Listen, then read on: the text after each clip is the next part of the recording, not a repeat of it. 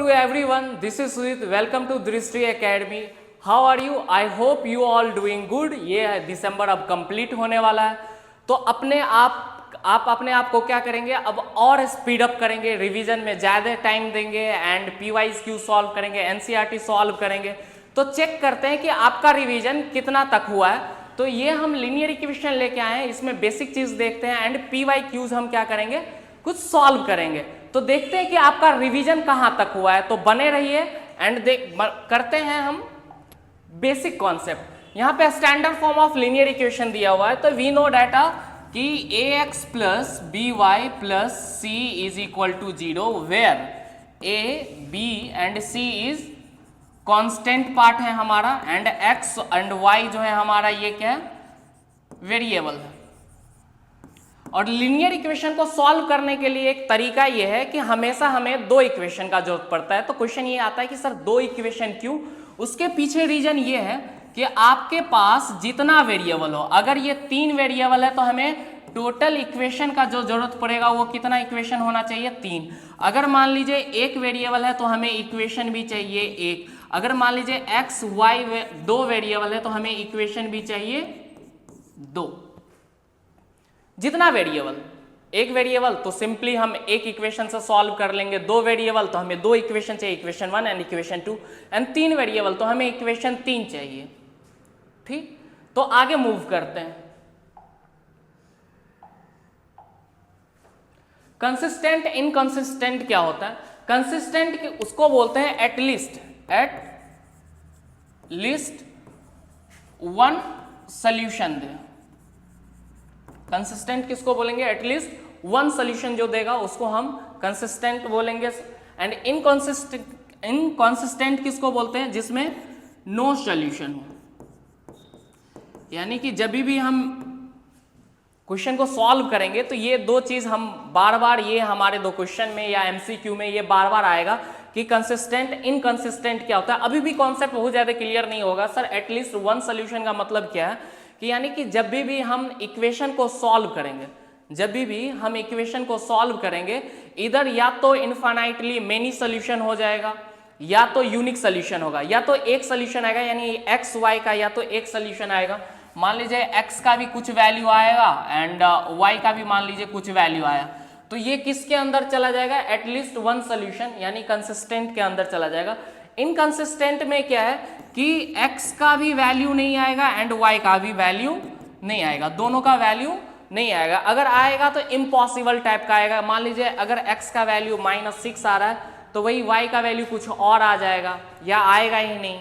ठीक है, तो इस केस में हमारा क्या होता है, अगर ग्राफिकली देखा जाए, आपने पढ़ा होगा इनकंसिस्टेंट, यहां पे क्या आ जाएगा, पैरेलल लाइन बन जाता है। पैरेलल लाइन बनने का मतलब कि ये जो दो लाइन है कभी आपस में मीट करेगा ही नहीं या इंटरसेक्ट करेगा ही, कॉन्साइड करेगा ही नहीं। तो हमारा क्या हो जाएगा कि यहाँ पे इक्वेशन का जो भी इक्वेशन रहे वो हमारा क्या हो जाएगा, सोल्यूशन उसका फाइंड हो ही नहीं पाएगा, सोल्यूशन आ ही नहीं पाएगा। कंसिस्टेंट में क्या होता है कि कहीं ना कहीं लाइन क्रॉस कर जाता है, जहां क्रॉस करता है वहां हमें कोऑर्डिनेट पता चल जाता है x एंड y, तो हमारा क्या होता है कि यहाँ पे सोल्यूशन आ सकता है। तो इसके अंदर कंसिस्टेंट के अंदर दो टाइप का सोल्यूशन आता है, एक यूनिक सोल्यूशन आता है, एक इनफाइनाइटली मेनी सोल्यूशन आता है। एंड इनकंसिस्टेंट के अंदर क्या आता है, हमारा पैरेलल लाइन आता है यानी नो सोल्यूशन आता है। दैट्स व्हाई यहाँ पे कंसिस्टेंट एंड इनकंसिस्टेंट का कॉन्सेप्ट दिया हुआ है। ये आगे कैसे पूछेगा क्वेश्चन, ये आगे PYQ में देखेंगे। अब यहां दिया सिस्टम ऑफ लीनियर इक्वेशन। यहां पे क्या करते हैं कि कितने टाइप का जो रेशियो होता है वो होता है। तो पहला हमारा हो गया क्या, यूनिक सोल्यूशन।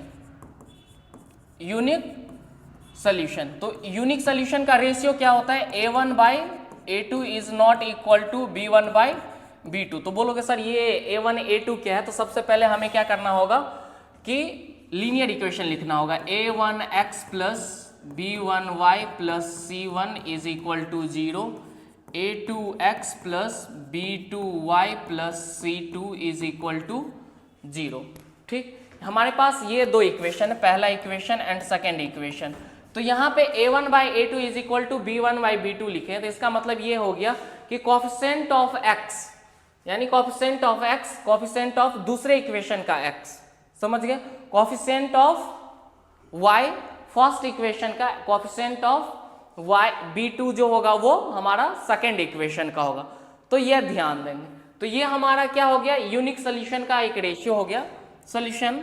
एंड दूसरा हो गया हमारा infinitely many solution, infinite many solution या इनफाइनाइट सोल्यूशन या इनफाइनाइट मेनी सोल्यूशन चलेगा।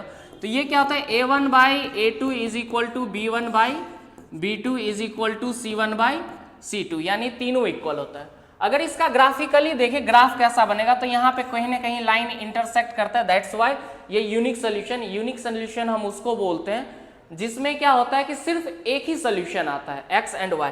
इनफाइनाइटली मेनी सोल्यूशन ये होता है कि एक लाइन के ऊपर दूसरा लाइन क्या कर जाएगा, कंसाइड कर जाएगा, यानी कि यहाँ पे क्या हो जाएगा, मेनी सोल्यूशन आ जाएगा, मेनी सोल्यूशन आ जाएगा, इसमें वन सोल्यूशन आ जाएगा। ये भी याद रखना है कि किसमें वन सोल्यूशन। अगर कोई इक्वेशन दिया हुआ है और उसके कोफिशिएंट को हम लेते हैं, अगर a1 by a2 is not equal to b1 by b2 होता है, तो समझ जाइएगा कि ये क्या होगा आपके लिए, ये यूनिक सोल्यूशन हो जाएगा। यूनिक सोल्यूशन बोले तो सिर्फ एक सोल्यूशन आने वाला, यानी x और y का सिर्फ एक वैल्यू आएगा। इनफाइनाइट मेनी सोल्यूशन में क्या होगा कि a1 by a2 b1 by b2 equal to c1 by c2, ये तीनों इक्वल आएगा, यानी इसका रेशियो जो होगा वो तीनों का सेम होगा। और जब तीनों का ये सेम होगा तो समझ जाइएगा कि आपका जो सोल्यूशन आने वाला है वो मेनी सोल्यूशन, यानी x का बहुत ज्यादा जो आंसर होगा वो x का मोर देन वन आंसर आएगा एंड y का भी मोर देन वन आंसर आएगा, ठीक। एंड तीसरा जो पार्ट है, फर्स्ट सेकेंड एंड जो थर्ड पार्ट है, नो सोल्यूशन।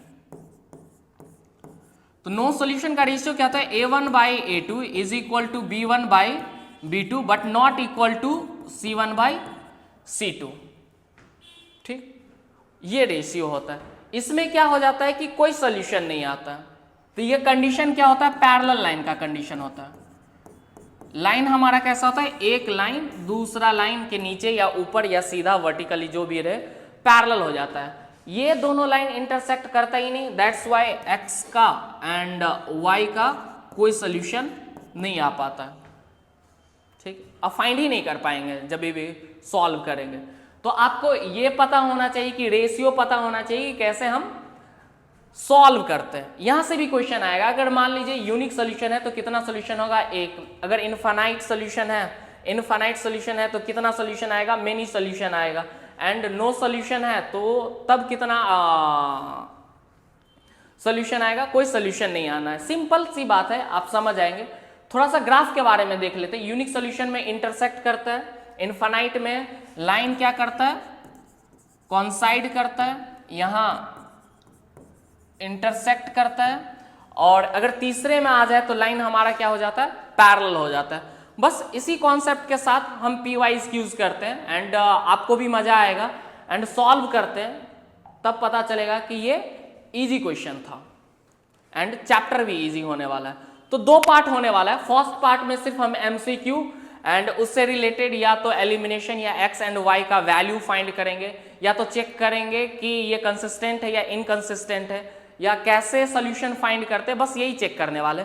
बट जो सेकेंड पार्ट होगा उसमें स्पेशली हम क्या करेंगे, या तो मोस्ट एक्सपेक्टेड क्वेश्चन भी हम लेके आएंगे, PYQ भी लेके आएंगे, और वहां पे हम क्या करेंगे कि वर्ड प्रॉब्लम स्पेशली देखेंगे कि वर्ड प्रॉब्लम कैसे सॉल्व किया जाता है, कौन सा वर्ड प्रॉब्लम सबसे ज्यादा आता है हमारे एग्जाम में। तो सेकेंड यूनिट के लिए भी आप आएंगे, आई होप, हम कोशिश करेंगे कि वो वीडियो भी जल्द लाया जाए। तो इस चीज को सॉल्व करते हैं। ये क्या है, check whether the following pair of equation is consistent और नॉट। तो इसमें ये चेक करना है ये कंसिस्टेंट है या इनकंसिस्टेंट है। तो सिंपल बताए थे, अगर मान लीजिए अगर सोल्यूशन आ रहा है तो वो कंसिस्टेंट, अगर सोल्यूशन नहीं आ रहा है तो वो इनकंसिस्टेंट। तो सिंपल सी चेक करने का बात यह है कि अगर कंसिस्टेंट है तो हमारे पास दो होना चाहिए, या तो यूनिक सोल्यूशन होगा या तो मेनी सोल्यूशन होगा, और नॉट में अगर है तो यानी ये होना चाहिए नो सोल्यूशन के अंदर आना चाहिए। तो यूनिक सोल्यूशन का सिंपली रेशियो क्या था, a1 by a2 is not equal to b1 by b2, and many solution का था a1 by a2 is equal to b1 by B2 is equal to C1 by C2 and no solution का था A1 by A2 is equal to B1 by B2 but not equal to C1 by C2। ये तीन चीज आप ध्यान रखेंगे। तो ये दोनों हमारा एक के अंदर आ जाएगा जिसको हम लोग क्या बोलेंगे,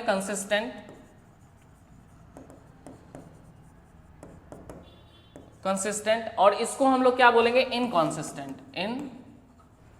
करना था तो माइनस माइनस, ये भी माइनस, तो ये हो गया minus x plus y is equal to minus one.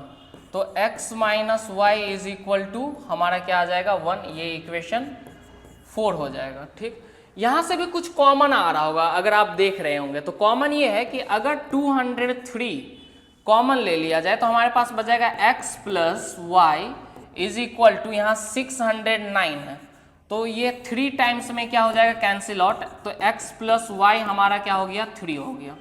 तो इसको फाइनली हम थर्ड इक्वेशन रख लेंगे और इस इक्वेशन को हम क्या करेंगे, simply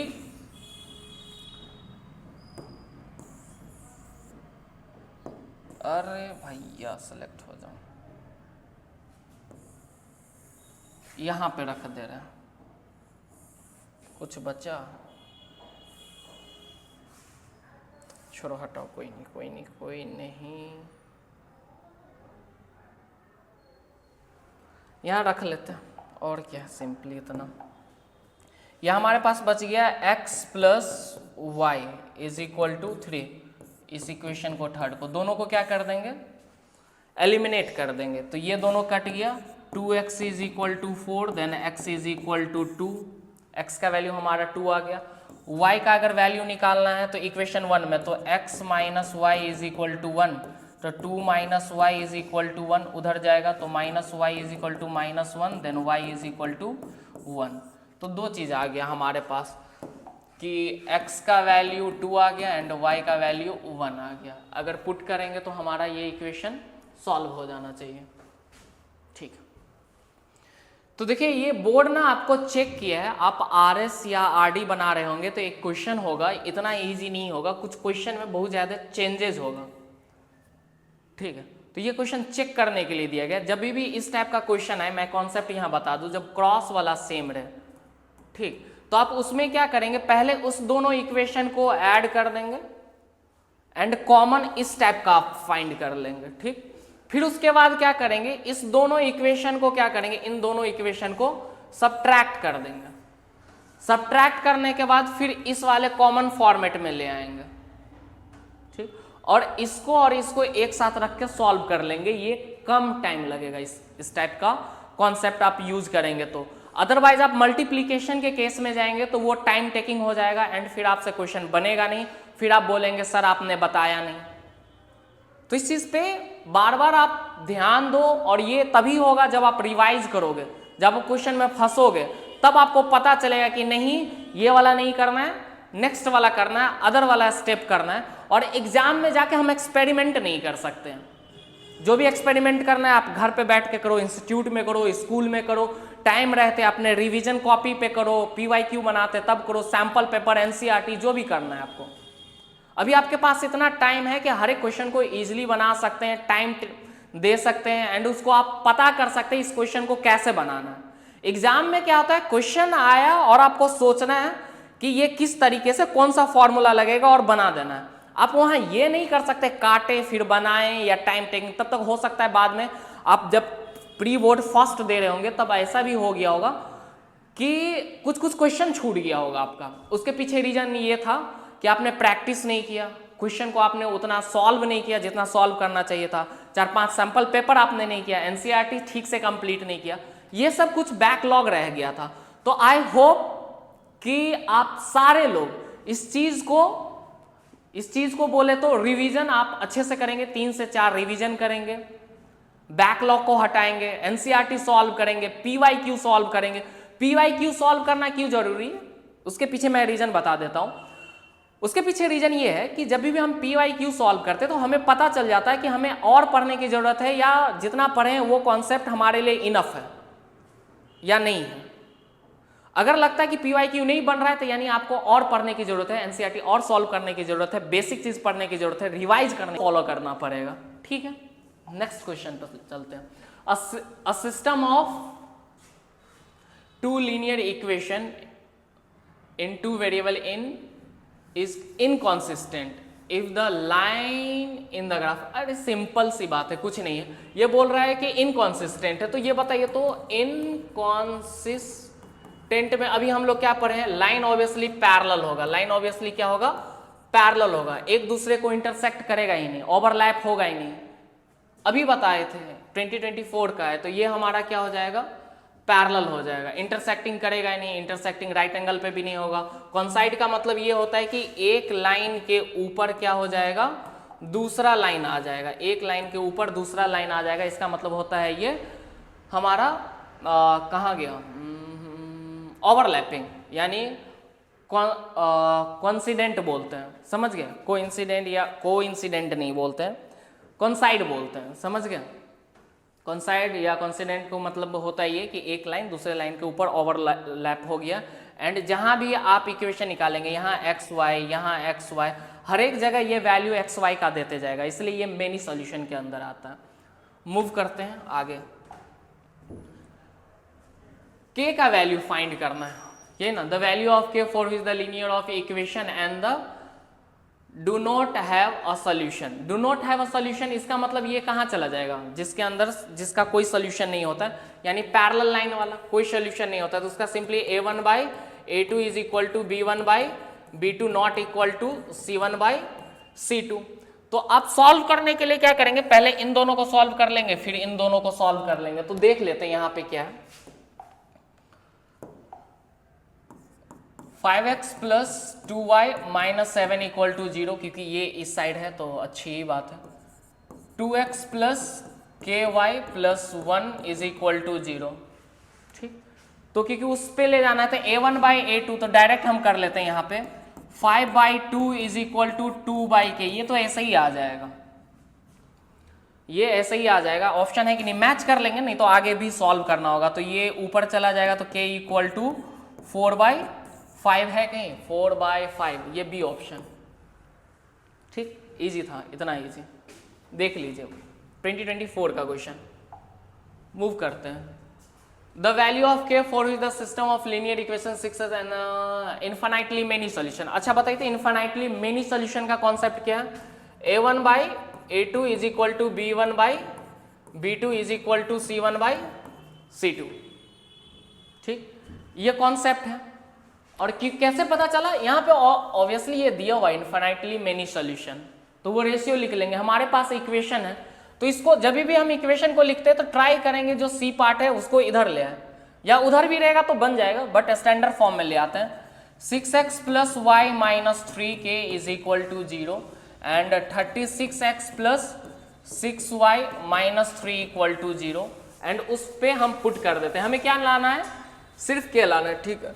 6 by 36 is equal to 1 by 6। अब कैसे पता चला होगा, किन्हीं लोगों को नहीं पता चल रहा होगा, बस इसको पिक करना है, x को छोड़ देना है, इसके पीछे कुछ नहीं है तो 1 लिख दिया, इसको पिक करना है, यहाँ पे कुछ नहीं है तो 1, साइन के साथ पिक करना है, अगर माइनस है तो माइनस हम रखेंगे, तो यहाँ पे क्या है -3 के और इधर -3, तो ये इज इक्वल टू -3 बाई -3 के।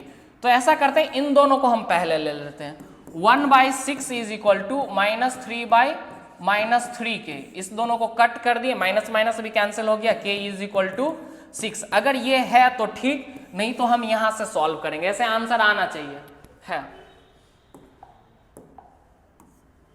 ए ऑप्शन, k इक्वल टू 6, ठीक, बड़ा इजी पूछ रहा है, कोई दिक्कत नहीं है।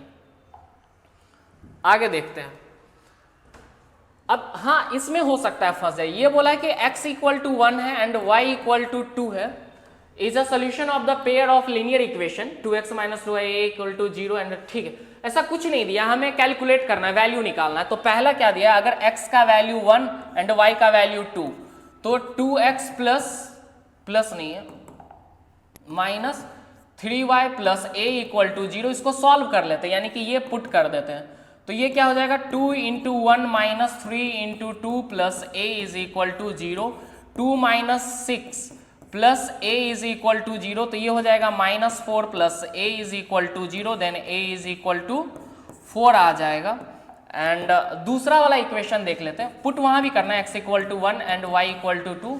इक्वेशन क्या है 2x plus 3y, 2x plus 3y minus b equal to 0, तो 2 इंटू 1 x के जगह 1 पुट कर दे, 3 into 2 minus b equal to 0, 2 plus 6 minus b equal to 0, 8 minus b equal to 0, then minus b equal to -8, then b equal to 8 हो गया। अब इन दोनों का अगर रिलेशन फाइंड करना होगा तो हम क्या फाइंड करेंगे कि a 4 आया है, b, तो ऐसा लिख सकते हैं कि 2a is equal to b। अगर 2a यानी a का वैल्यू दे देंगे तो ये भी 8, ये भी 8, यानी ये रिलेशन हमारा क्या हो जाएगा, सेटिस्फाई हो जाएगा। तो यानी कोई ऑप्शन है हमारे पास, हाँ ऑप्शन बी, ऑप्शन बी यानी 2a is equal to B, इसको सेटिस्फाई कर जाएगा। और कुछ बस आज यहीं तक, मिलते हैं नेक्स्ट पार्ट में। एंड सेकेंड पार्ट जो होगा आपका वो वर्ड प्रॉब्लम होगा। स्पेशली ये तो इजी पार्ट हमारा था, कुछ कॉन्सेप्ट था, बेसिक कॉन्सेप्ट था जिसमें specially consistent, inconsistent and ratio जानना था, उसका लाइनिंग का ग्राफ कैसा होता है ये जानना था। उससे रिलेटेड हमने PYQs करवा दिया, तो आपको पता ये चल गया होगा कि क्या क्या पढ़ना है, क्या क्या छोड़ना है। तो आप क्या करेंगे, NCERT सॉल्व करेंगे, ठीक, PYQ सॉल्व करेंगे, दूसरे स्कूल का जो आपके फ्रेंड है या कोई जो सॉल्व जिनका प्री बोर्ड हो चुका है उनका पेपर लेके आप सॉल्व करेंगे, सैंपल पेपर आप सॉल्व करेंगे। एंड आफ्टर दैट क्या करेंगे कि जो भी आपका सैंपल पेपर हो गया या बुक हो गया, अदर बुक हो गया NCERT, वो भी सॉल्व करेंगे। मगर हाँ, आप पहले NCERT को सॉल्व करेंगे and exemplar, NCERT exemplar and NCERT specially दोनों, NCERT एंड NCERT एग्जाम्पलर दोनों सॉल्व करेंगे, उसके बाद ही आगे मूव करेंगे। तो आज के लिए इतना ही, एंड हम मूव करते हैं नेक्स्ट वीडियो पे। आई होप कि आप अच्छा कर रहे होंगे, दिसंबर खत्म होने वाला है, आपको स्टॉप नहीं होना है, आपको अच्छा करना है, और अच्छे करने के लिए आपको पढ़ना पड़ेगा एंड पढ़ने के लिए आपको मेहनत करना पड़ेगा। तो मिलते हैं नेक्स्ट वीडियो में, थैंक यू।